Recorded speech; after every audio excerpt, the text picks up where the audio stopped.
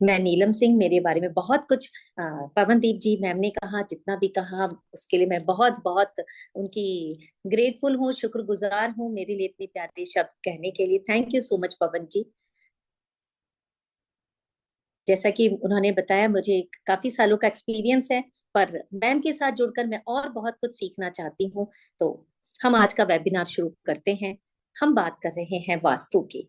वास्तु क्या है? वास्तु हम सब लोग सोचते हैं कि ये सिर्फ चार दिशाएं हैं जिनके बारे में हम जानते हैं, नॉर्थ, साउथ, ईस्ट, वेस्ट। या बहुत से लोग सोचते हैं कि वास्तु, डर जाते हैं वास्तु का नाम सुनते ही। माय गॉड, ये वास्तु कंसल्टेंट आएंगे, हमारी ये दीवार तोड़वा देंगे, हमारा ये कमरा वो कर देंगे, और सब कुछ हमारे घर में इतना सारा खर्चा बता देंगे, और पूरा का पूरा घर हमारा डिजाइन अस्त व्यस्त हो जाएगा। ऐसा कुछ भी नहीं है। ये कुछ लोगों के पैदा किए हुए भ्रम है, जिनकी वजह से बहुत से लोग वास्तु के द्वारा अपनी लाइफ को अच्छा नहीं बना पाते। क्यों? क्योंकि उनको जानकारी ही नहीं है कि वास्तु का नाम तोड़ना नहीं है।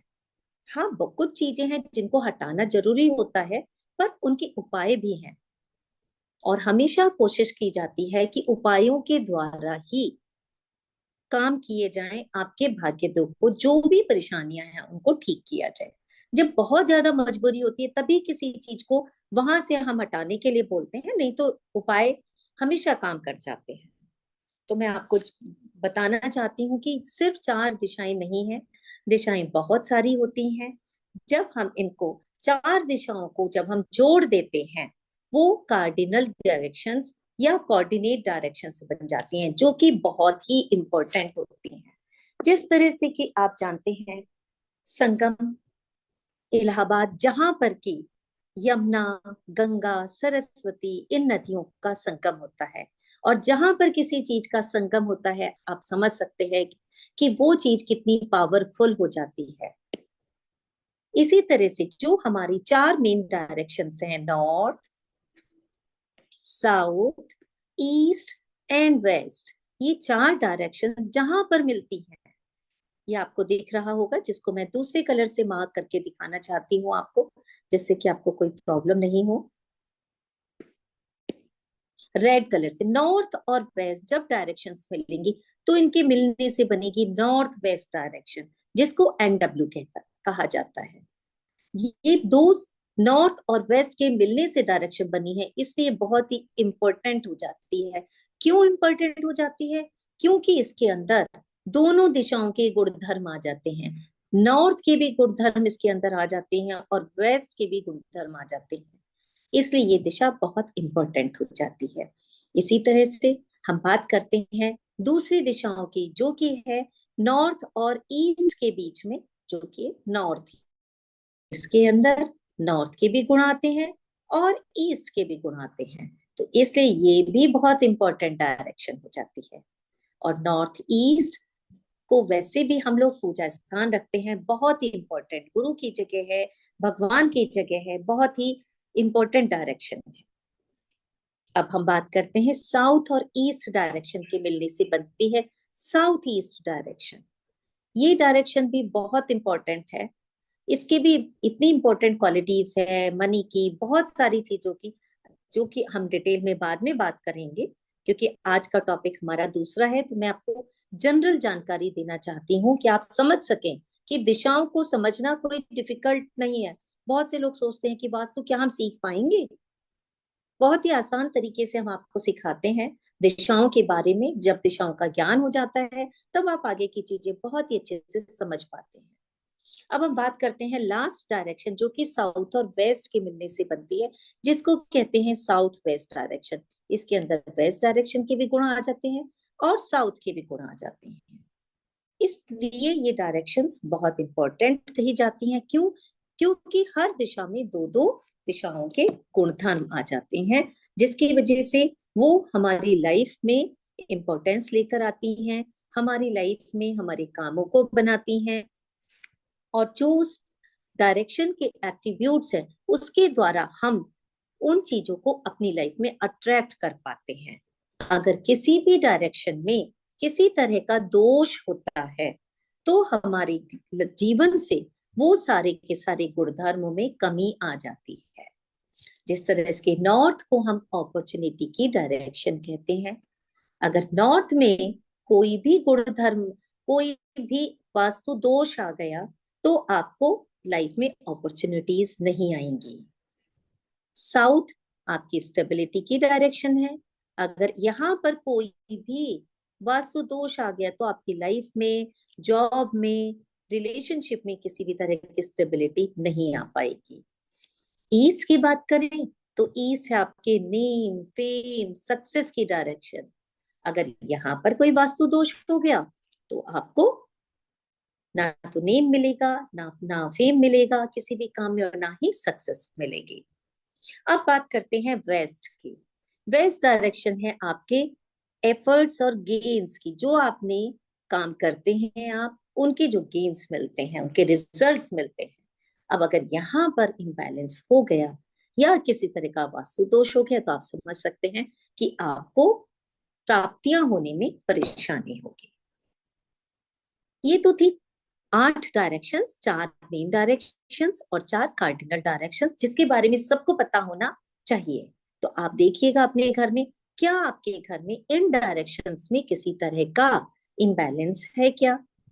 अब बात करते हैं कि वास्तु बना कैसे है। वास्तु बना हुआ होता है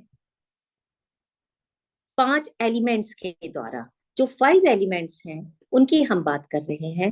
5 एलिमेंट्स आप सब जानते हैं। पंच तत्वों से हमारा शरीर बना है, पंच तत्वों से ही ये धरती बनी है, और पंच तत्व में ही हमें विलीन हो जाना है। हमारे घर में भी पंच तत्व होते हैं। इन्हीं पंच तत्वों के बैलेंस से हमारे घर में वास्तु होता है, जो कि एक हार्मनी क्रिएट करता है हर तत्व के बीच में, हर एलिमेंट के बीच में। जिस तरह से हमारे शरीर में पानी है, फायर है जो हमारे डाइजेशन को कंप्लीट करती है, हमें लाइफ में आगे बढ़ने के लिए एक्शन ओरिएंटेड बनाती है। अर्थ है जिससे कि हम ग्राउंडेड होते हैं। एयर है जो कि आपको आगे बढ़ने के लिए एक्टिव बनाती है। और स्पेस है जिसके द्वारा आप अपनी प्राप्तियां कर पाते हैं। इन सारे पंच तत्वों का घर में हर डायरेक्शन में बहुत इंपॉर्टेंट रोल है। अगर पानी कहीं कम हो गया तो आपको प्रॉब्लम आ जाएगी वास्तु में, और अगर कहीं वायु कम हो गई या वायु ज्यादा हो गई तो भी इम्बैलेंस क्रिएट हो जाएगा। या अग्नि किसी की कम है या किसी की ज्यादा है तो ऑब्वियसली आपको वहां पर प्रॉब्लम आ जाएगी। इन 5 तत्वों को ही बैलेंस करने का नाम वास्तु है, जो हम दिशाओं के अकॉर्डिंग आपके घर में जैसी जो दिशा है, जैसा आपका मैप है, उसके द्वारा हम चेक करते हैं कि 5 तत्व क्या प्रॉपर बैलेंस में है। सबका होना बहुत जरूरी है। अगर आपके घर में कहीं कट है और आपका पता चला कि आपके घर से अग्नि ही गायब है, अग्नि का कोना ही चला गया है, तो ऑब्वियसली आपको अग्नि से रिलेटेड जो भी गुणधर्म है उनमें कमियां आ जाएंगी। या कोई कोना बढ़ गया है तो वो भी आपको प्रॉब्लम करेगा। ये तो अगर बात करें तो इस तरह से हुआ जैसे कि शुगर, चीनी, मीठा सबको चाहिए खाने के बाद, खाने से थोड़ा पहले भी, पर अगर हम उसको ज्यादा खाएंगे तो परेशानी है, और अगर कम है तो भी परेशानी है। इसको बस बैलेंस करना आना चाहिए, जो हम अपनी रूटीन में बैलेंस करते हैं, कितनी शुगर लेनी है, कितनी नहीं लेनी। उसी तरह से हम घर में पंच तत्वों को बैलेंस करते हैं, जो कि आप बहुत ही आसानी से समझ सकते हैं। अब हम बात करते हैं एजुकेशन की, जो कि हमारा आज का टॉपिक है। हम सब परेशान हैं कि हमारे बच्चे क्यों नहीं पढ़ रहे, या हर पेरेंट्स का सपना होता है कि हम अपने बच्चों को पढ़ाई में आगे बढ़ता हुआ देखें, हमारे बच्चे हमारा नाम रोशन करें। बहुत सारे पेरेंट्स का यही सपना होता है कि हम इतना नहीं पढ़ पाए पर हमारे बच्चे तो आगे पढ़ें, हायर एजुकेशन के लिए जाएं। तो हम वास्तु से इन चीजों को कैसे ठीक कर सकते हैं? एक बार मैं फिर से बताना चाहूंगी आपको कि वास्तु क्या करता है। वास्तु आपकी लाइफ में पांचों तत्वों को बैलेंस करके हार्मनी क्रिएट करता है। आपके घर में, आपके एनवायरमेंट में पॉजिटिविटी को अट्रैक्ट करता है। एटमॉस्फेयर जो आपके घर का होता है पॉजिटिव होता है। किसी किसी घर में हम जाते हैं तो वहां पर लगता है बहुत ही अच्छी वाइब्रेशंस हैं, बहुत आपको एनर्जेटिक फील करते हैं। लेकिन कभी कभी हम किसी घर में जाते हैं तो वहां जाकर हमें बहुत ही स्टफी फीलिंग आती है, बहुत डिप्रेसिंग सी आती है। क्यों? क्योंकि वहां का एटमोस्फियर वास्तु के अकॉर्डिंग बैलेंस नहीं होता है। इसके अलावा वास्तु हमें मेंटली और इमोशनली हमें स्ट्रांग बनाता है और हमारे बच्चों की ग्रोथ करता है। क्यों? क्योंकि बच्चे क्या है, एक छोटा पौधा है। जिस तरह से छोटे पौधे के लिए आप उगाते हैं तो उसके लिए जमीन अच्छी होनी चाहिए, उसमें पानी अच्छा होना चाहिए, वहां पर खाद अच्छा होना चाहिए। तो आपके बच्चों की ग्रोथ के लिए भी जो आपका घर है वो एक एटमॉस्फेयर है। अगर वहां की पॉजिटिविटी है, वो आपके बच्चों को मेंटली और इमोशनली वेलबींग रखेगा, हेल्दी रखेगा, जिससे बच्चे आगे बढ़ेंगे। अब तो हम बात नीलम जी, करते हैं। इसका मतलब, हाँ जी। मैं आपको रोक रही हूँ थोड़ा सा। जी जी बिल्कुल जी, इसका हाँ जी मतलब कहिए। जस्ट हम अपने घर की इन एनर्जीज को बैलेंस करके अपने बच्चों की आने वाले भविष्य को हम और भी अच्छा बना सकते हैं, just by balancing the 5 elements of our house. आप, जी क्या मैं बिल्कुल ठीक हूँ? बिल्कुल सही, हाँ जी। हाँ जी, आपने बिल्कुल सही समझा।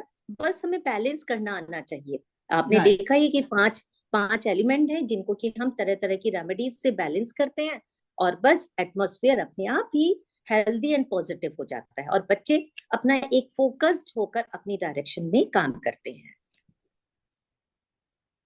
चलिए अब मैं देर नहीं करती, अब बताती हूँ कि बच्चों का अब सबके दिमाग में होगा हम अपने बच्चों को कहाँ बिठाकर पढ़ाएं जिससे कि वो मन लगकर पढ़ सके। जो पढ़ाई करने के लिए स्टडी रूम की जो बेस्ट डायरेक्शन होती है वो है नॉर्थ ईस्ट। मैंने अभी आपको थोड़ी देर पहले बताया था कि नॉर्थ और ईस्ट के मिलने से जो डायरेक्शन बनती है वो है नॉर्थ ईस्ट। वहां पर अगर आपके बच्चे बैठकर पढ़ते या ईस्ट डायरेक्शन में पढ़ते हैं, अगर आपको याद होगा मैंने ईस्ट डायरेक्शन के गुणधर्म भी बताए थे कि ईस्ट डायरेक्शन आपको क्या देती है, नेम, फेम, सक्सेस। तो हमारा बच्चा अगर यहाँ बैठकर पढ़ेगा तो उसे क्लास में नेम फेम मिलेगा। जब हम पीटीएम में जाते हैं तो टीचर तारीफ करती है ना कि जी आपके बच्चे ने बहुत ही अच्छे मार्क्स लिए हैं, आपका बच्चा करिकुलर एक्टिविटीज में बहुत ही अच्छा है, या इसके अंदर लीडरशिप क्वालिटीज हैं, तो आपके बच्चे की आप तारीफ सुनते हैं, वो नेम फेम सक्सेस आपके बच्चे को मिलता है। कॉम्पिटिटिव एग्जाम्स में आपका बच्चा अच्छा करता है, चाहे वो स्कूल लेवल का हो, क्लास लेवल का हो, या फिर आपके स्टेट लेवल या किसी भी लेवल का हो।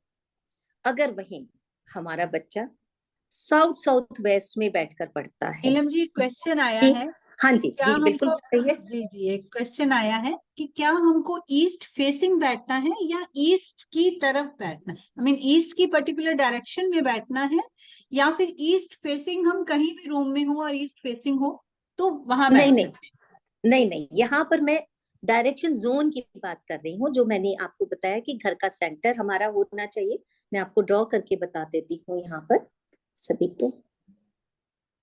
अगर सपोज ये किसी का घर है जिसमें कई सारे कमरे हैं, इनको हम इस तरह से रूम बना लेते हैं, तो यहाँ पे सेंटर से हमें पता चलता है अगर इधर नॉर्थ है तो इधर साउथ होगा, इधर ईस्ट होगा और इधर वेस्ट होगा। ये तो नॉर्थ ईस्ट जो ये जोन है, इस जोन की हम बात कर रहे हैं।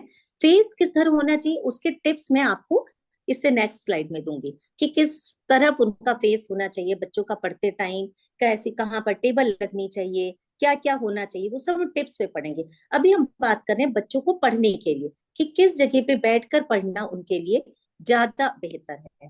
तो आपके घर में आप सेंटर से देखिए, नॉर्थ और ईस्ट के बीच का जो कॉर्नर आ रहा है जिसको मैं अभी ब्लू से कर रही हूँ, नॉर्थ ईस्ट में आप पढ़ सकते हैं, ये बहुत बेस्ट डायरेक्शन है। अगर यहाँ नहीं मिलता है तो आपका ये ईस्ट तक का पार्ट है, यहाँ पर आप बच्चे की अपनी स्टडी टेबल रखिए। आई होप पवन जी अभी आपको क्लियर हो गया होगा। जी जी, एक क्वेश्चन आया था हाँ तो जी मैंने कहा कि इनकी क्वेरी जी जो है बिल्कुल, वो नहीं आपने बिल्कुल बहुत ही होनी अच्छा क्वेश्चन किया।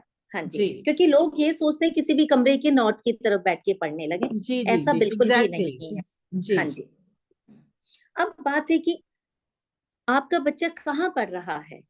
अगर वो आप अरेंजमेंट इस तरह का है जहां पर कि वो साउथ साउथ वेस्ट डायरेक्शन में पढ़ रहा है, या वेस्ट नॉर्थ वेस्ट डायरेक्शन में पढ़ रहा है, या ईस्ट साउथ ईस्ट डायरेक्शन में पढ़ रहा है, तो आपको इमीडिएटली आज ही अपने बच्चे की टेबल वहां से या उस कमरे से हटा देनी चाहिए। क्योंकि ये कमरे में अगर बैठ के आपका बच्चा पढ़ता है, आप फील करेंगे कि आपके बच्चे का ना तो पढ़ाई में मन लग रहा है, या वो पढ़ता है तो टाइम वेस्ट करता रहता है, कभी कुछ कर रहा है, स्क्रिबल कर रहे हैं, या सिर्फ बच्चे, कई बार होता है कि सिर्फ पेजेस ही पलटते रह जाते हैं। आप जब भी जाते हैं देखते हैं कभी वो ये बुक उठा रहा है, कभी वो बुक उठा रहा है, तो कंसंट्रेशन से नहीं करते हैं। या फिर ऐसा हो सकता है कि आपका बच्चा बहुत मेहनत कर रहा है लेकिन उसको रिजल्ट नहीं आते, एग्जाम टाइम में वो जाके भूल जाता है, नर्वस हो जाता है। तो ये तीन डायरेक्शंस आपको बिल्कुल भी बच्चे की टेबल यहाँ नहीं रखनी चाहिए। ऐसा करने से आपके बच्चे का मन बिल्कुल भी पढ़ाई में नहीं लगेगा। और ये जोन मैं यहाँ पर आपको बता देती हूँ कि ईस्ट साउथ ईस्ट आपका लगभग इस डायरेक्शन में आएगा, यहाँ कहीं आएगा ईस्ट साउथ ईस्ट, क्योंकि हम रफ ड्रॉ कर रहे हैं। साउथ साउथ वेस्ट आपका इधर आएगा, यहाँ साउथ और वेस्ट के बीच में आएगा। और नॉर्थ, ये आपका वेस्ट नॉर्थ वेस्ट आपका इधर आएगा। तो आप घर के सेंटर में खड़े होके चेक कीजिए कि आपके बच्चे की टेबल कहाँ है। यहाँ पे अवॉइड करना, और साउथ वेस्ट में तो बिल्कुल he never ever, south west में तो बिल्कुल ही नहीं होनी चाहिए। जो कि साउथ वेस्ट मैं आपको डिफरेंट कलर से बताती हूँ। साउथ वेस्ट आपका एग्जैक्ट ये मीटिंग पॉइंट होगा। यहाँ बिल्कुल भी नेवर नेवर नेवर कभी भी बच्चों की टेबल, स्टडी का कोई भी सामान यहाँ पर नहीं होना चाहिए।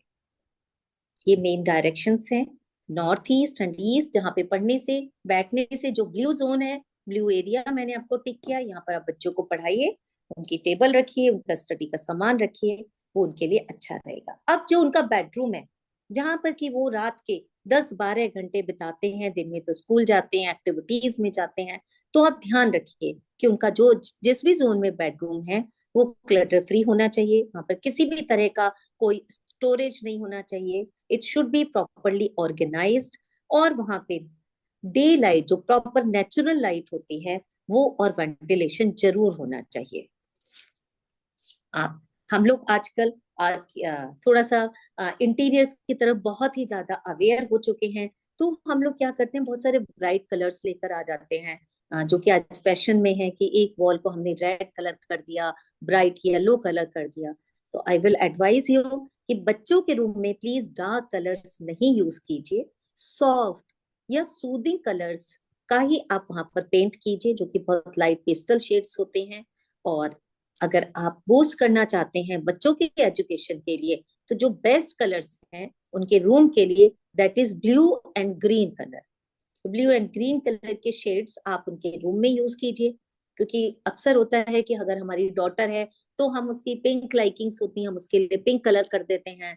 कुछ बॉयज हैं उनको ऑरेंज कलर पसंद होता है, या कुछ को ब्लू होता है, तो ब्लू के भी हमें डार्क शेड्स नहीं लेने हैं। इनके पेस्टल एंड लाइट शेड्स का आप कॉम्बिनेशन लगाइए, फिर देखिए कि आपके बच्चे की अपने आप ही कंसंट्रेशन बढ़ जाएगी। आपको जो बच्चा आधा घंटा या 15 मिनट भी नहीं बैठता था अपनी जगह पे, वो एक एक घंटा बैठकर अपनी मन लगाकर पढ़ाई करना शुरू कर देगा। आई होप आप सभी को इंटरेस्टिंग लग रहा है। अब हम बात करते हैं टिप्स की। ये थे जोन्स जहां पर कि हमें अपने बच्चों को बिठाकर पढ़ाना चाहिए, जिससे कि उनका फोकस पढ़ाई की तरफ जाएगा, कंसंट्रेशन होगा, उनका माइंड इधर उधर डाइवर्ट बिल्कुल भी नहीं होगा। और वो नेम फेम अट्रैक्ट करेंगे। नेम फेम कैसे मिलेगा उनको, एग्जाम में मार्क्स अच्छे आएंगे, उनको अच्छी अपॉर्चुनिटीज मिलेंगी तरह तरह की, स्कूल में परफॉर्म करने की या कॉम्पिटिटिव एग्जाम्स में आगे आने के लिए। अब वास्तु टिप्स और क्या कर सकते हैं आप बच्चों के रूम के लिए। जो भी बच्चों की बुक्स होती हैं, जो बच्चों का रूम है, वहां पर बुक्स ओपन नहीं होनी चाहिए। हम लोग कई बार इस तरह की शेल्फ्स बनाते हैं जिसमें कि बुक्स को डिस्प्ले में लगा देते हैं। बेटर होगा कि आप क्लोज कैबिनेट्स बनाइए जिसके अंदर उनकी बुक्स हों। क्लोज कैबिनेट्स के अंदर उन बुक्स को आप रखिए, और जब भी बच्चों को बुक पढ़नी है तो उनको आप निकाल के थोड़ी देर पढ़ें और फिर बाद में अंदर डाल दें।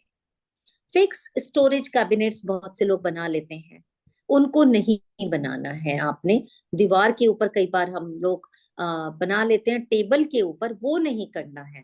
लेकिन अगर आपको अब रूम में बनाना है, रूम साइज छोटा भी होता है, तो आप जो फिक्स स्टोरेज बनाएंगे वो साउथ या वेस्ट की वॉल पर बनाएंगे, जो बच्चे का कमरा होगा। यहाँ पर उसके रूम की बात कर रहे हैं, जोन की बात नहीं कर रहे हैं। दोनों चीजों में डिफरेंस है। जो हम अभी मैं बात कर रही हूँ उनके रूम की।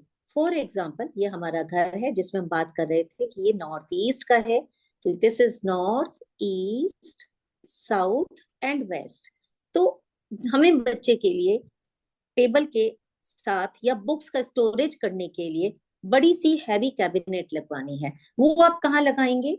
उसको आप साउथ, उस कमरे की साउथ वॉल पर, जो कि ये होगी येलो कलर से मैंने आपको दिखा रही हूँ, साउथ की तरफ वॉल आएगी, वहां लगाइए। या फिर जो वेस्ट की तरफ की वॉल है वहां पर लगाइए। इन्हीं दोनों जगह पे आप उनके स्टोरेज के, जो बुक्स का स्टोरेज है, उसको लगा सकते हैं। नॉर्थ और ईस्ट की जो वॉल्स है वहां पर बिल्कुल मत लगाइएगा। यहाँ पर बिल्कुल भी अलाउड नहीं है, इस जगह नहीं लगाइएगा। आपका जब बच्चा बैठ के पढ़ता है, उसका जो फेस है टेबल के साथ, सामने की दीवार बिल्कुल भी खाली नहीं होनी चाहिए। बेटर है अगर आपके घर में कोई विंडो है, इस जोन में आती है, तो विंडो के सामने आप बच्चे की टेबल लगाइए। नहीं तो दीवार पर आप कुछ सुंदर सा ग्रीनरी का या कुछ अच्छा सा क्रिएटिव सा कोई एक पोस्टर लगा दीजिए, तो जो वॉल ब्लैंक है उसके इफेक्ट खत्म हो जाएंगे और वो वॉल बच्चे के लिए एक फोकस का, एक कंसंट्रेशन का काम करने लगेगी। नेक्स्ट पॉइंट क्या है कि कई बार हम इस तरह से बच्चों के टेबल लगाते हैं कि जब बच्चे के हम रूम में जाते हैं, बच्चे की बैक डोर की तरफ होती है। ऐसा कभी भी नहीं करना है। बच्चे की जो बैक है टेबल पढ़ने की, डोर के साथ ना हो। इस तरह का कुछ अरेंजमेंट कीजिए कि जैसे ही डोर खुला और बच्चे की बैक है। ऐसा करने से बच्चे को पढ़ाई में प्रॉब्लम होगी। वो इतने अच्छे से ना तो उसे टीचर्स का सपोर्ट मिलेगा, ना फ्रेंड्स का सपोर्ट मिलेगा। जो उसके फ्रेंड्स होंगे बच्चे को हेल्प करते हैं, गाइड करते हैं, एक दूसरे का साथ देते हुए बच्चे आगे बढ़ते हैं क्लास में, तो हमारे आपके बच्चे को किसी भी तरह का सपोर्ट नहीं मिलेगा। अगर ऐसा ही है तो आज ही आप कुछ इस तरह का अरेंजमेंट कीजिए कि डोर खुलते ही बच्चे की कमर ना हो। नहीं तो आप ऐसी चेयर लेकर आ जाइए जो हाई चेयर हो, उसके सिर से ऊपर हो, तो इसका दोष खत्म हो जाएगा। अब कई बार हम क्या करते हैं, हमारा घर बहुत बड़ा है, स्टेयर केस बहुत बड़ी है, बच्चे को, क्योंकि बेडरूम्स हैं सब, वहां पर टीवी भी लगे हुए हैं, एंटरटेनमेंट भी चलता है कि ठीक है बच्चा हमारा शांति से पढ़ लेगा, स्टेयर केस के नीचे एक सिर्फ स्टडी रूम निकाल देते हैं। Please never do this. Staircase के नीचे कभी भी बच्चों का रूम नहीं बनाना चाहिए, उनके स्टडी टेबल बिल्कुल नहीं रखनी चाहिए। अगर आज ही है तो आप उसको निकाल दीजिएगा।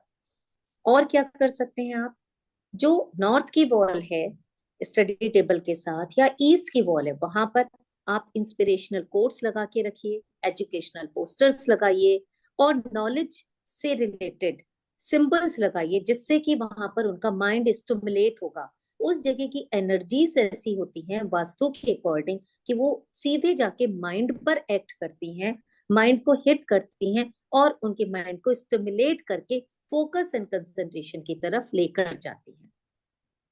अगर वहां पर कुछ डांसिंग पिक्चर हैं या कुछ एंटरटेनमेंट की हैं, आजकल बच्चों को बहुत शौक होता है, फिल्म स्टार की पिक लगा ली या कुछ इस तरह का लगा लिया, तो उसको आप निकाल कर कुछ भी अच्छा जो कि एजुकेशन से रिलेटेड हो, जिनको लाइफ में आगे बढ़ने में हेल्प करे, वो आप वहां पर लगवाइएगा।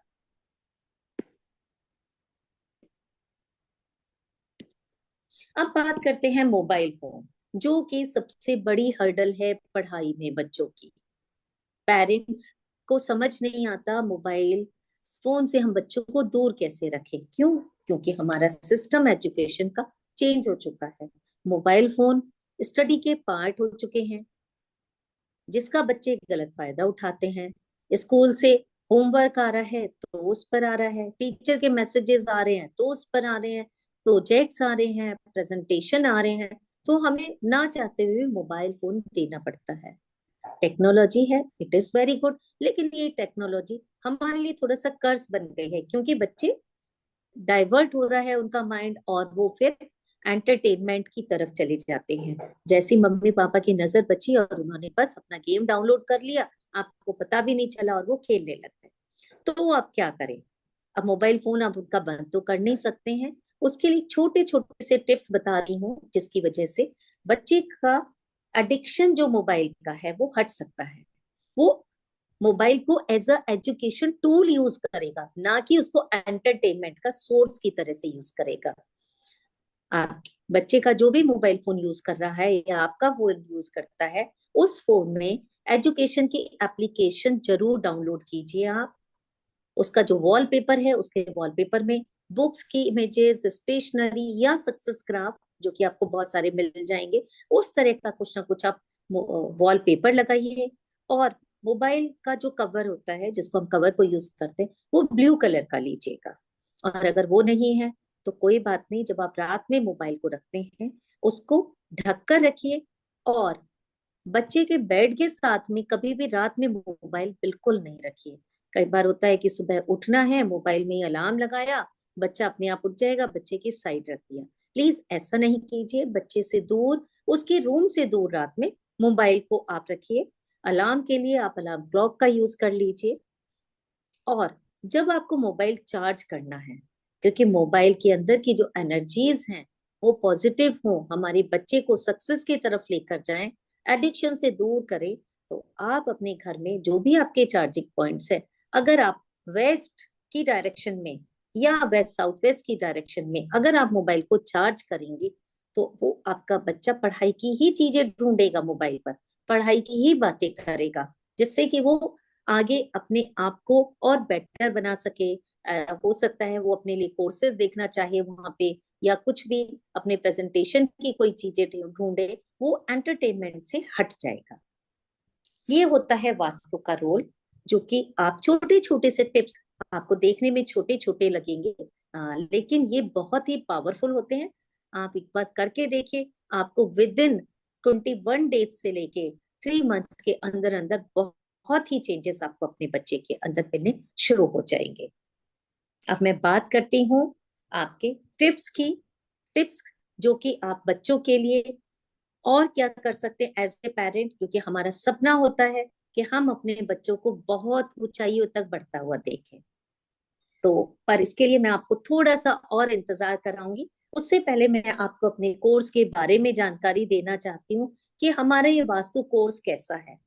बहुत ही आसान है। आई थिंक आप सबको अभी मैं जैसा पढ़ा रही हूँ ऐसा ही वहां पर पढ़ाती हूँ। और हमारी बहुत सारी डाउट क्लासेस भी चलती हैं और कई कई बार हम समझाते हैं। बहुत ही आसान होता है वास्तु। और मैं यही कहना चाहती हूँ कि सबको वास्तु कोर्स बेसिक तो जरूर करना चाहिए, जो कि 10 दिन का कोर्स होता है। और इसमें हर चीज बहुत ही डिटेल में समझाई जाती है। जैसे कि फर्स्ट चैप्टर होता है 8 डायरेक्शंस के बारे में, क्योंकि वेबिनार में तो टाइम की लिमिट कम है, इस वजह से मैंने थोड़ा कम ही आपको एट्रीब्यूट्स बता सकती थी, due to time constraints.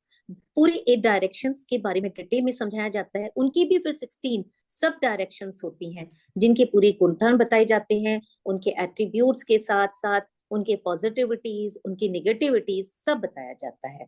Next chapter होता है जिसमें कि हम इन कार्डिनल डायरेक्शंस के एलिमेंट्स, किस डायरेक्शन का क्या एलिमेंट है, कौन सा कलर है, क्या मेटल है, क्या शेप है और वहां का क्या प्लैनेट है, क्या वो सही जगह पर है या गलत जगह पर है। सही जगह पर है तो अच्छा रिजल्ट देंगे, गलत जगह पर है तो निगेटिव देंगे। तो हम इसको देखकर वहां से, अगर निगेटिव दे रहे हैं, गलत जगह पर हैं, तो ऑब्वियसली निगेटिव ही देंगे, हम उनको हटाएंगे। और अगर हटाने के बाद वहां पर सही कलर को, सही मेटल को, सही एलिमेंट को हम लाकर बैलेंस करेंगे। नेक्स्ट, ये क्योंकि कार्डिनल डायरेक्शंस बहुत सारी होती हैं, इसलिए इनमें टाइम लगता है, तो इनको हम 3 दिन तक पूरा डिटेल में इनके बारे में पढ़ते हैं। फिर हम बात करते हैं 5 तत्वों की, जो कि मैंने आपको बताया, जो कि बहुत ही छोटा सा आपको बताया, पूरे 5 तत्व किस तरह से इनकी उत्पत्ति होती है। हर एलिमेंट एक दूसरे को जन्म देता है, ये एक साइकिल है। तो ये किस तरह से हमें एट्रीब्यूट्स देते हैं, क्या हमें पॉजिटिविटीज देते हैं, या क्या किस तरह से इम्बैलेंस करते हैं, ये सब हम सीखते हैं। और इनको बैलेंस करना भी सीखते हैं। फिर हम सीखते हैं घर की डिग्री निकालना, जो कि मैं आपको मैप बना के बता रही थी कि ब्रह्म स्थान आपने किस तरह से निकालना है, घर की मैपिंग आपने कैसी करनी है, और ये पूरी की पूरी 32 डायरेक्शंस को किस तरह से आपने चेक करना है। चक्रा होता है जिसकी थ्रू, जो कि चक्रा क्या है, जिस तरह से आपका रूलिंग स्केल होता है, इसी तरह से डायरेक्शंस को चेक करने के लिए एक स्केल होता है। उसको घर के ऊपर रख के सही जोन को चेक करना, बार ग्राफ से हमें दिशाओं को देखना, कौन सी घटी हुई है, कौन सी बढ़ी हुई है, उनका मैप बनाना, उनके मर्म स्थान चेक करना, ये सब हम सीखते हैं। फिर हम सीखते हैं एंट्रेंस। आपने लोगों को सुना होगा कि भाई मेरी साउथ की एंट्रेंस है, मेरी नॉर्थ की एंट्रेंस है। लोगों को बहुत कम ज्ञान होता है। एक्चुअली 32 डायरेक्शंस हैं, जैसा कि आपने देखा अभी कि मैंने 8 डायरेक्शंस ही आपको समझाई थी। 32 डायरेक्शंस है, हर डायरेक्शन का अलग असर होता है। और हम एक भ्रम ये सोचते हुए कि हमारा तो नॉर्थ की तरफ है, नॉर्थ की डायरेक्शन है, ऐसा बिल्कुल ही नहीं है। कुछ डायरेक्शंस बहुत ही डेडली होती हैं, कुछ डायरेक्शंस बहुत ऑस्पिशियस होती हैं, जो हम अगर पता चल जाए और हम अगर वहां पर अपना दरवाजा खोल लें तो वो हमारे घर में खुशियां लेकर आती हैं, पीस लेकर आती हैं, अपॉर्चुनिटीज लेकर आती हैं। और अगर हमारा गलती से डेडली एंट्रेंस में दरवाजा है तो क्या करेगा, हमारे घर में कोहराम होगा, लोग आपस में एक दूसरे से बात नहीं करेंगे, एक गुस्सा रहते होंगे, चिड़चिड़ापन रहता होगा, या किसी तरह का कुछ ना कुछ मिसफॉर्च्यून, घर में पैसे का खर्चे होते रहना, भाइयों में झगड़े होते रहना, कुछ भी हो सकता है जो कि अलग अलग डायरेक्शन से हमें देखकर पता चलता है कि हमारी लाइफ में अच्छा इस एंट्रेंस की वजह से प्रॉब्लम थी। हम तो आज तक सोच रहे थे कि नॉर्थ की है, पर ये तो पता चला कि ये तो वेस्ट नॉर्थ वेस्ट में आ रही थी डायरेक्शन, और जो कि बहुत ही डेडली कॉम्बिनेशन है, जो कि आपको सीखने से ही पता चलेगा। अब बात करते हैं आपका पूजा घर कहाँ होना चाहिए। बस हम सोच के पूजा घर बना लेते हैं। क्यों क्यों पूजा घर का सही जगह होना क्यों जरूरी है? क्योंकि हमारी सुप्रीम पावर तो भगवान ही है ना। अगर हम भगवान को सही स्थान पर बिठाएंगे और उनकी कृपा दृष्टि रहेगी तो ऑब्वियसली हमारे घर में सब कुछ अच्छा ही होगा। और अगर भगवान ही गलत जगह पर बैठे हैं तो फिर तो आप समझ ही सकते हैं कि हमारे घर में कितने इम्बैलेंसेस होंगे, क्योंकि भगवान ही नाराज हैं। उसके साथ आप किस तरह से अपने घर का वास्तु चेक करें, उसके स्टेप्स, और बेसिक वास्तु सीखते सीखते ही आप दूसरों की घरों का भी वास्तु, छोटी छोटी सी शॉप्स, इन सब को आप चेक करना, उनको सही करना सीख जाते हैं। ऐसा नहीं कि सिर्फ आप अपने घर का ही सीखते हैं, किसी के भी घर का वास्तु आप सही कर सकते हैं। किसी की भी छोटी मोटी शॉप्स जो होती हैं, बड़ी फैक्ट्री छोड़कर, आप उन सबको ऑब्जर्व करना और उनकी रेमेडीज देना सब सीखते हैं। जो वास्तु दोष क्रिएट करते हैं, टॉयलेट होते हैं, एंट्रेंस होती हैं, और हमारा बर्नर यानी कि चूल्हा कहाँ है। हम बोल देते हैं हमारी किचन साउथ ईस्ट में, साउथ ईस्ट तो बहुत बड़ा पार्ट होता है, लेकिन मेन तो चूल्हा होता है। चूल्हा तो चूल्हे पर ही तो खाना बनता है ना, जहां पर अग्नि है। अब वही गलत दिशा में है तो कैसे चीजें ठीक होंगी? तो उनके ट्रीटमेंट क्या है, उनकी रेमेडीज क्या है। और उसके अलावा घर में बहुत सारी चीजें होती हैं छोटी छोटी। वॉशिंग मशीन कहाँ रखें, डस्टबिन कहाँ होना चाहिए, वॉल क्लॉक जो कि समय है हमारा, और हम हमेशा बोलते हैं कि समय हमारा साथ दे रहा है, उनका तो समय बहुत साथ दे रहा है, हमारा अभी समय ठीक नहीं चल रहा है। तो समय को हमने सही जगह पे लगाना है ना, तभी तो समय हमारा साथ देगा। ये सारी चीजें हम सब में सीखते हैं, और बहुत सारी चीजें, पैसे कहाँ पर रखें, हम दवाइयां कहाँ पर रखें, जिससे कि सभी लोग हमेशा ठीक रहें। बहुत सारे लोग होते हैं, बहुत सारे डॉक्टर्स के पास जा रहे हैं, बीमारियां बहुत हैं, पर उनको समझ नहीं आता कि भाई दवाइयां क्यों नहीं लग रही हैं। बहुत इलाज करा रहे हैं पर कोई फर्क ही नहीं पड़ता है। या आपके पास बहुत सारे सर्टिफिकेट्स हैं, आपको बहुत अच्छे अच्छे आपने कॉम्पिटिशन्स जीते हैं, लेकिन आपको उतना नेम फेम नहीं मिल रहा है, तो आपको सर्टिफिकेट्स कहाँ रखने हैं। या और भी बहुत सारे डेकोरेटिव पीसेस हैं, वो कहाँ रखने हैं, और प्लांट्स कहाँ रखने हैं। ये सारी चीजें आपको इसमें सिखाई जाती हैं, जो 10 दिन का कोर्स होता है। बेसिक वास्तु कोर्स है, आप सब आराम से सीख सकते हैं, कोई प्रॉब्लम नहीं आती है। इस कोर्स की जो फीस है, टोटल वास्तु कोर्स की होती है 21,000 फीस होती है। लेकिन इसके लिए बेसिक वास्तु के लिए जो मैम की तरफ से डिस्काउंट है, दैट इज 6,000 रुपीज, जो कि हम 1.5 से 2 घंटे की क्लास होती है, रिकॉर्डिंग्स भी मिलती हैं आपको, नोट्स भी मिलते हैं, वो सब कुछ आपके साथ शेयर किया जाता है। अब मैं बात करना चाहती हूँ आपसे वास्तु फुल कोर्स की। वास्तु की कई सारी लेवल्स होते हैं। फर्स्ट लेवल होता है बेसिक वास्तु के बाद निम्रो वास्तु, जो कि 3 दिन का कोर्स होता है। सेकंड लेवल होता है एस्ट्रो वास्तु, जो कि 5 दिन का कोर्स होता है, उनकी फीस भी यहाँ पर दी हुई है। और फिफ्थ लेवल जो कि एडवांस वास्तु होता है, जिसको कि आप इस कोर्स को करने के बाद आप वास्तु के चैंपियन बन जाते हैं, जिसमें बहुत सारी चीजें सिखाई जाती हैं कि आपका प्लॉट टी पॉइंट पर है तो क्या रिजल्ट दे रहा है, आपके घर में गलत एंट्रेंस है तो वर्चुअल एंट्री खोलकर किस तरह से पॉजिटिविटी को अट्रैक्ट करें, कैसे आप प्लॉट का सिलेक्शन करें, आपके स्विमिंग पूल कहाँ हो, मंदिर कहाँ बनना चाहिए, छोटी सोसाइटीज में आप बता सकते हैं। आपके पास कोई बिल्डर आता है तो आप उसको बता सकते हैं, डिजाइनिंग कर सकते हैं किसी भी छोटी सोसाइटी की। आप कोई जगह गलत है तो उसको स्पेस सर्जरी से किस तरह से ठीक किया जाता है, बीमारियों के बारे में आपको सिखाया जाता है, वात पित्त कफ, पेंडुलम सिखाया जाता है, डाउजिंग सिखाई जाती है, स्वर विज्ञान सिखाया जाता है, इवन आप सिटी वास्तु, ग्राफिक, सारी चीजें आप सीखते हैं। और ये पूरा 21,000 का कोर्स है, 21 डेज का एडवांस वास्तु का कोर्स। फुल वास्तु कोर्स की जो फीस है दैट इज 31,000। आप चाहें तो उसे इंस्टॉलमेंट्स में भी पे कर सकते हैं या आप सिर्फ एक ही लेवल कर सकते हैं। आप इसका स्क्रीनशॉट लेकर, आपको कोई भी क्वेरी है आप मुझसे भी बात कर सकते हैं या सीधे मैम को आप मैसेज कर सकते हैं। अब हम आप सभी के क्वेश्चंस लेते हैं। पवन जी, मैम आप देखिए सब लोगों के क्या डाउट्स हैं। जी, हाँ जी, आपने सुना ये आई अभी एम श्योर। इतनी हाँ जी, डिटेल में नीलम जी ने बताया अपना कोर्स, जो कि बहुत बहुत काम आता है। वास्तु हम ना बहुत ही ज्यादा मिसअंडरस्टूड एक सब्जेक्ट माना जाता है। एक तो डरा देता है नीलम जी, और सेकेंडली सब जी समझते बिल्कुल। हैं कि ये तो बहुत ही ज्यादा डिफिकल्ट है और ये हमारे लिए नहीं है। जबकि ये एक्चुअली में हर एक को, जैसे आपने बताया कि हर एक को वास्तु का एक बेसिक नॉलेज होनी ही चाहिए। नहीं तो कई बार हम पूजा रूम को, पूजा रूम जैसे पवित्र स्थान को अगर गलत जगह पे रखेंगे तो भी हमें जो है वो नेगेटिव रिजल्ट्स आने शुरू हो जाएंगे। तो अगर अब आपका किसी का भी कोई क्वेश्चन है, चाहे आप बात करना चाहें या कैसे भी लिख के क्वेश्चन पूछना चाहें, यू आर मोस्ट वेलकम। मैं आपकी जो अनम्यूट अनम्यूट है, आप अपने आप को आप मुझे बताइए। अ, किसी ने हैंड रेस कर, जी किसी ने कोई क्वेश्चन पूछना है तो आप अपना हैंड रेस कर सकते हैं।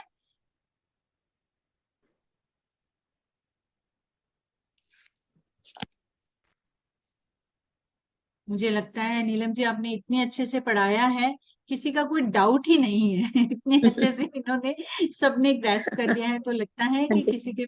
जी हाँ जी, ज्योति जी। ज्योति जी आप जी ज्योति, आपका, जी आपका कोई क्वेश्चन है तो बताइए। नमस्ते मैम। नमस्ते मैम मुझे ये पूछना था, जैसे जी साउथ में हम लोग हम बोलते हैं कि अग्नि दिशा है, तो वहां पे कोई दोष नहीं होना चाहिए, मीन्स सिर्फ साफ सफाई अच्छे से रखनी है, या वहां पे हैवी चीजें कोई नहीं रखनी है, या कैसे होना चाहिए वो, मतलब ये पूरा कोर्स करने के बाद ही पता चलेगा, या अभी आप कुछ टिप्स दे सकते हैं? देखिए, घर बहुत बड़ा होता है और जो आप साउथ बोल रहे हैं, साउथ में अग्नि की दिशा नहीं होती, साउथ ईस्ट में होती है अग्नि की दिशा। और राइट साउथ राइट। को वैसे हैवी रखा जाता है। हाँ जी, लेकिन जब तक आप पूरे 32 जोन्स का मैप नहीं बनाएंगे तो आपको नहीं पता चलेगा कि कहाँ आपका एग्जैक्ट साउथ आ रहा है, कहाँ पर आपका एग्जैक्ट नॉर्थ आ रहा है। और जो वास्तु दोष होते हैं जनरली टॉयलेट से होते हैं। अभी मैंने आपको बताया था, इसमें टॉयलेट अगर आपका ऐसी जगह पे आपको पता ही नहीं चलेगा, या वहां पे गलत कलर आ गए जो कि हमारे एलिमेंट्स हैं, आपका पूरा घर सही है लेकिन आपने वहां पे गलत कलर किया हुआ है जो साउथ डायरेक्शन के लिए नहीं बना है। साउथ डायरेक्शन के लिए जनरली रेड कलर होता है, आपने ब्लू कलर किया है या ब्लैक कलर किया है तो आपको रिजल्ट आएंगे ही नहीं उसमें। तो वो पूरा एनालिसिस आप सीखते हैं, तब जाके आप निष्कर्ष पर पहुंचते हैं कि ये आपके लिए क्या चीज, कहाँ पर क्या परेशानी दे रही है। Okay, thank you. जी, सौम्या जी। वेलकम। हाँ जी, जी सौम्या जी आप अनम्यूट कीजिए। जी यस मैम, आई जस्ट मुझे ये पूछना था कि अगर जैसे बच्चों का रूम नॉर्थ वेस्ट में हो, तो उसके अकॉर्डिंग जैसे आपने कहा, तो उनकी फेसिंग क्या हम नॉर्थ ईस्ट में करवा के उनको पढ़ने के लिए बिठा सकते हैं? देखिए आप कर सकते हैं, पर उससे इतना रिजल्ट नहीं आएगा, क्योंकि जो नॉर्थ वेस्ट में वो बैठे हैं, जिस जगह में बैठे हैं, वो जोन के एट्रीब्यूट्स तो अच्छे नहीं है ना पढ़ाई के लिए। ओके फाइन, थैंक पहले यू। तो हमें जो जोन है, जो हाँ हम जी। 16 डायरेक्शन या 8 डायरेक्शन के जोन्स के हमने फायदे लेने हैं, फिर बाद में फेसिंग को करना है। अगर आपके घर में पॉसिबिलिटी नहीं है कुछ भी नॉर्थ की तरफ या ईस्ट की तरफ, तब आप ठीक है कि फिर तो हमारी मजबूरी हो जाती है, हम वहां बिठाएंगे ही बिठाएंगे, तो उनका फेस हम नॉर्थ और ईस्ट की तरफ कर सकते हैं। लेकिन आपको मैं बताऊंगी, अगर नॉर्थ वेस्ट में रहेंगे तो बच्चों का मन थोड़ा सा भटकेगा, वो डिस्ट्रैक्ट ज्यादा होंगे। नॉर्थ वेस्ट में मत रखिएगा बच्चों को, जो कि आप अगर आप कोर्स करेंगे तो आपको पता चलेगा कि मैं क्यों बोल रही हूँ। Okay ma'am, thank you so much. जी, जी, welcome. Any other question from Ujjwala? Ujjwala Kadam ji पूछ रहे हैं कि 3 डोर सामने हो। उज्ज्वला फिर से बताया, लिखिएगा जी। जी उज्ज्वला जी, आप, जी उज्ज्वला आप अनम्यूट कीजिए। जी। 3 डोर सामने हो तो अच्छा नहीं होता ना घर हाँ के जी, लिए। 3 डोर, हाँ जी, बिल्कुल बिल्कुल आपने सही कहा। अगर एक लाइन में ही आ जाते हैं, कि एक ही हाँ लाइन में अगर आप लगाएं, लाइन बनाएं और उसमें तीनों डोर आ जाते हैं, तो वो अच्छा नहीं होता है। क्योंकि वो तीनों डोर आने से आपके घर की जितनी भी पॉजिटिविटी है, वो सारी की सारी ड्रेन आउट हो जाती है, हाँ और तो वो एक चैनल बन जाते हैं नेगेटिविटी को अट्रैक्ट करने के लिए। हाँ तो क्या कर सकते हैं, थोड़ा सा बता दीजिए। देखिए अब उसके लिए तो यही है कि आपको एक डोर बंद करना पड़ेगा। वो अब हाँ आपका घर देखकर आपको देखना पड़ेगा कि आप किस डोर को बंद कर सकते हैं, जिससे कि आप उस एनर्जी चैनल को ब्लॉक कर दें। ऐसा फ्लैट सिस्टम में तो नहीं हो सकता ना, अगर एक हाँ साथ जी, डोर हाँ तो फ्लैट क्या सिस्टम में नीलम नहीं जी ये होता कलर है। थेरेपी से कर सकते हैं अपना? कलर थेरेपी से नहीं, उसको नेगेटिविटी ब्लॉक करना होता है, जो कि हम ब्लॉक ही वायर्स करना या होता टेप, हाँ जी, वो तो है? अगर ये वायरिंग। डोर बंद नहीं कर सकते हैं तो then only remedy is either through tape, जो कि टेप लगाते हैं डोर पर, जमीन में नीचे लगाया जाता है, या फिर हम वायरिंग करके उसको ब्लॉक करते हैं, जो कि इनका एक्सक्यूज मैप मी बनाने मैम। के बाद चेक किया जाएगा कि किस जोन में है वो। तभी उसको, जी, अभी मैं ऐसे नहीं बता सकती हूँ कि आप रेड टेप लगा लीजिए या ग्रीन लगा लीजिए, क्योंकि हाँ, मैंने ऐसे बताया फिर वो आपके लिए गलत हो जाएगा। गलत हो तो जाएगा। पूरा पर जी, चेक करके कि किस जोन का डोर हमें बंद करना है, उसके अकॉर्डिंग हमें कलर थेरेपी से वहां पर टेप लगाना होगा। ओके। मैम जैसे अभी एक रूम जी, फ्रंट में है, एक रूम बैक में है। अब जो फ्रंट वाला रूम है उसके बैल्कनी का डोर हो गया, और एक अंदर घर का हो गया, सेम उधर हो गया। तो मैम ये वाले डोर भी सेम इसमें आ जाएंगे एक ही लाइन में? अगर एक लाइन में है, वो आप देख लीजिए, पूरी सीधी लाइन होती है 180 डिग्री की, अगर उसमें वो फॉल करते हैं तो इसी मैम रूम ऐसे है के ना, अंदर देखो आएंगे। एक डोर सामने हो गया, हाँ जी, हाँ गॉट इट। हाँ जी, हाँ, इ- हाँ एक और उसके इसके भी पीछे दिख रहा है मुझे। इसके भी उधर एक डोर है। अब इसके यस एकदम यस, सामने ये भी एक डोर है। ये बिल्कुल, एक ये ही तो लाइन में हो गए। ये एक लाइन में हो इसी गए। रूल हाँ, में आते हैं, तो आपको एक और डोर तो बंद अगर हम करना इस रूम पड़ेगा। को खोलते हैं तो फिर एक सामने डोर हो जाता है। तो ये हाँ जी, गड़बड़ ये है। बिल्कुल एक लाइन में हो गया। हाँ जी, हाँ जी, ये बिल्कुल एक लाइन में हो गया। हाँ अरे, जी, ये गड़बड़ है। ऐसी अनजाने में बहुत सारे वास्तु दोष हो जाते हैं जो हमको पता ही नहीं चलते हैं। तो मैम कई इसकी बार हम रेमेडी? अपनी क्रिएटिविटी से ऐसा सुंदर सा मिरर लाके लगा दिया हमने कहीं पर, हम सोचते हैं बहुत अच्छा लग रहा है, और ये काम लेडीज ही करती हैं जनरली। रेमेडी तो अभी मैंने जो सेम उनको बताया ना, आपका जोन देखना पड़ेगा, ओके। उसके अकॉर्डिंग वहां पर टेपिंग या फ्लोर के अंदर वायरिंग की जाती है। अच्छा, और नीचे जमीन पे क्योंकि देते हैं? इतना कोई तोड़ फोड़ नहीं की जाती है, हम्म। आप रेंट पर हैं तो कलर का टेप लगा देते। यस एग्जैक्टली, हाँ जी। ओके। ये तो मैम फिर घर बनाने से पहले पूरा वास्तु करवाना चाहिए। एक्चुअली आपका आई थिंक सिग्नल का प्रॉब्लम है, यू आर नॉट ऑडिबल। हाँ जी, नहीं, वो बोल रहे हैं कि घर बनाने से पहले वास्तु कराना चाहिए। ये बिल्कुल हाँ जी, सही है, जब कंस्ट्रक्शन चल रही कोई होती बात है नहीं, आप हमारा तब वास्तु एक हम्म। कोर्स बार ज्वाइन कीजिए, जरूर आपको मतलब, सबके मगर अभी सॉल्यूशंस मिल हाँ, जाएंगे। जी जी जी।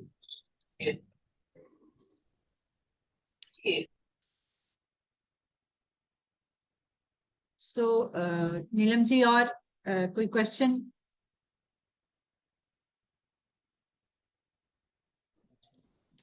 वाईफाई ओके, की प्रॉब्लम है वो। मेरा शायद सिग्नल जब आपने एक प्रॉमिस किया का है तो प्रॉब्लम है थोड़ा भी। उसको हाँ निभाइए जी, कभी। I am not. हाँ जी, जी बिल्कुल बिल्कुल।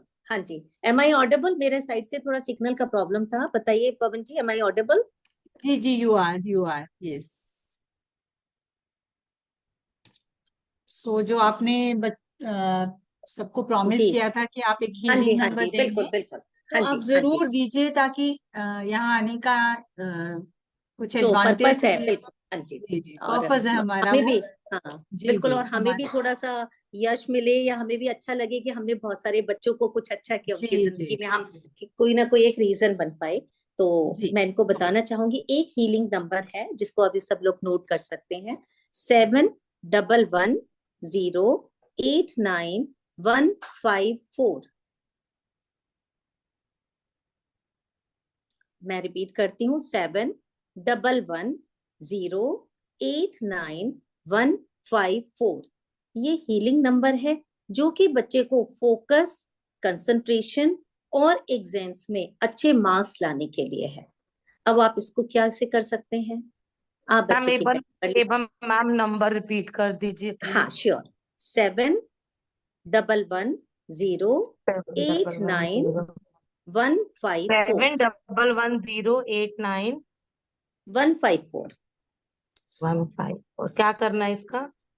इस नंबर को आप बच्चों के बैग पर लिखिए, उनकी वाटर बॉटल पर लिखिए, उनकी आप बुक्स पर लिख सकते हैं। और अगर बड़े बच्चे हैं, जैसे कि 10th 11th में आ जाते हैं, थोड़े सेंसिबल हो जाते हैं वो, और अपने कैरियर के लिए भी काफी वो कॉशियस होते हैं, तो वो अपने हाथ पर भी लिख सकते हैं इस नंबर को।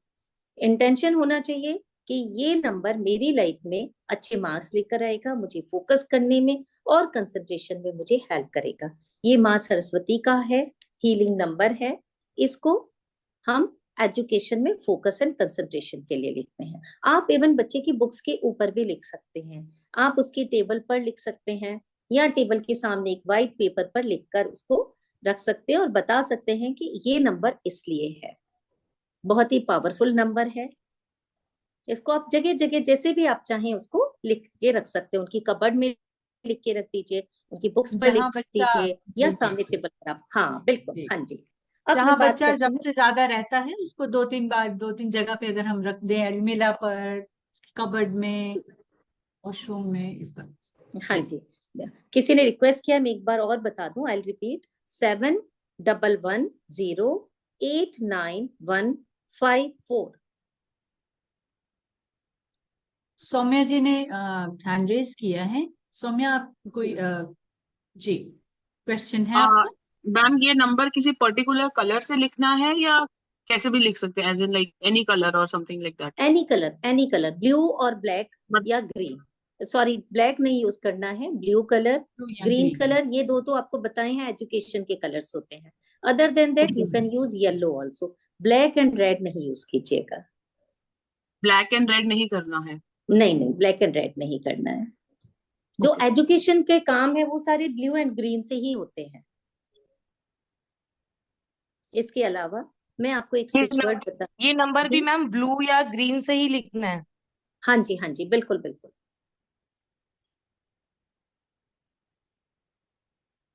अभी आपको एक स्विच वर्ड शेयर कर रहे हैं, एक आपको हीलिंग नंबर शेयर किया था, एक स्विच वर्ड है कि आपका बच्चा की मेमोरी बहुत ज्यादा शार्प हो और उसको पढ़ा हुआ याद रहे। उसके लिए है golden sunrise learn now. Golden sunrise learn now. ये भी गोल्डन आप, sun sunrise learn now. Learn now. हम एक, आप स्क्रीन शेयर वो आप पे लिख दीजिए। मेरा भी ना थोड़ा सिग्नल का प्रॉब्लम है, अगर आप वो कर सकते हैं, मैं लिख अपना देती स्क्रीन हूँ। शेयर कर जी सकते जी, हैं। हाँ मैं जी व्हाइट बिल्कुल, बोर्ड पे लिख। ठीक, हाँ जी।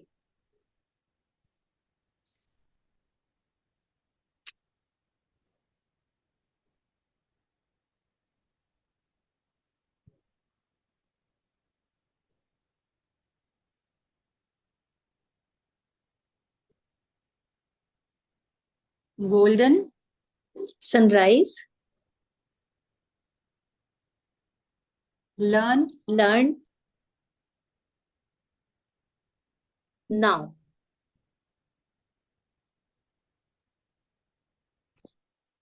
नंबर भी लिख दीजिए नंबर भी मैं लिख पवन देती जी। हूँ हाँ जी, जी। 7111089154।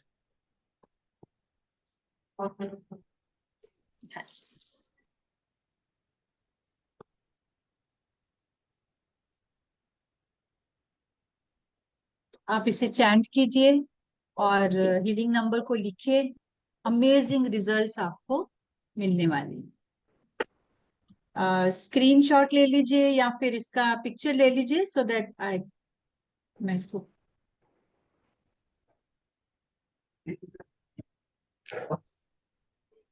जी। मैम कितनी बार चैंट करना है? जितना आप कर सकते हैं। देखिए ये तो बच्चों के लिए है ना, और मम्मियों का ही काम होता है कि बच्चों को तो हम ज्यादा ये सब चीजें नहीं बताएंगे, नहीं तो बच्चे पढ़ाई से आउट ऑफ फोकस हो जाते हैं। आप इसकी स्लिप भी जो लिखा हुआ है गोल्डन सनराइज लर्न नाउ उनके टेबल पर सामने रख दीजिए, उनके बैग में डाल दीजिए, और आप उनको ब्लेसिंग्स जिस तरह से देते हैं इस तरह से इसको चैंट करते रहिए हमेशा। जब भी पढ़ने बैठा है बच्चा, आपने 10-11 बार उस टाइम चैंट कर लिया। जब भी आपको लगता है कि हम जरूरत है, आप उसको करते रहिए। ऐसा नहीं कि आपने एक बार अभी किया और फिर एक बार जब एग्जाम आ रहे हैं तब कर रहे हैं। थोड़ा रेगुलर बेसिस पे कीजिए बच्चों के लिए, क्योंकि मम्मी पापा की ब्लेसिंग्स बच्चों के लिए बहुत ज्यादा लगती है। इनफैक्ट अगर आपके बच्चे का फोटो है, उसने अपनी स्टडी टेबल पर लगाया हुआ है, कहीं लगाया हुआ, आप वहां पर ये दोनों चीजें लिख कर रख दीजिए। और जब भी आप चलते फिरते आपको दिखेगा, आपके दिमाग में वो इंटेंशन आएगा और आप वो ब्लेसिंग्स अपने बच्चे के लिए भेजेंगे। और इसको भी जिस तरह से हीलिंग नंबर बताया है, ये अगर आप चाहें तो उनकी वाटर बॉटल पर भी लिख के रख सकते हैं। जिस भी वाटर बॉटल से पानी पीते हैं तो ये पानी भी बहुत ज्यादा एनर्जाइज हो जाता है, और जिसकी वजह से बच्चे के अंदर वो इस तरह के एट्रीब्यूट्स आते हैं, वो एनर्जीज आती हैं कि वो पढ़ाई की तरफ अट्रैक्ट होता है। आई होप आप सबको ये वास्तु का जो वेबिनार था बेनिफिशियल लगा होगा, और कहीं ना कहीं किसी ना किसी कोने में एरिया में हम आपको टच कर पाए होंगे और आपके बच्चे उससे फायदा उठा पाएंगे। इनफैक्ट ये सारे टिप्स आप बच्चों के लिए ही नहीं, अपनी हायर लर्निंग के लिए भी यूज कर सकते हैं, because life is this learning is life long process. हमें हमेशा सीखते रहना है, तो आप सब भी इसको यूज कीजिए और ज्ञान को बढ़ाइए।